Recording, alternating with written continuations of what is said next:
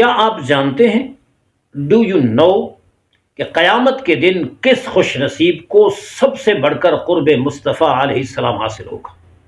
وہ کڑا اور سخت دن، امتحان کا دن، حساب کا دن، کہ سورج سوانے سے پر اور زمین تانبے کی ہوگی، ہر کوئی پسینے میں شرابور ہوگا۔ اس دن کس شخص کو قرب مصطفیٰ سب سے زیادہ نصیب ہوگا؟ خود زبان رسالت علیہ السلام سے سنیے۔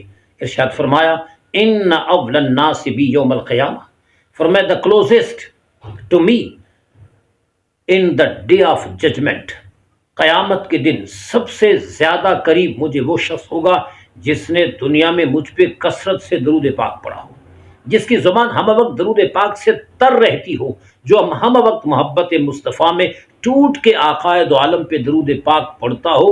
قیامت کے دن وہ شخص مجھے سب سے زیادہ قریب ہوگا۔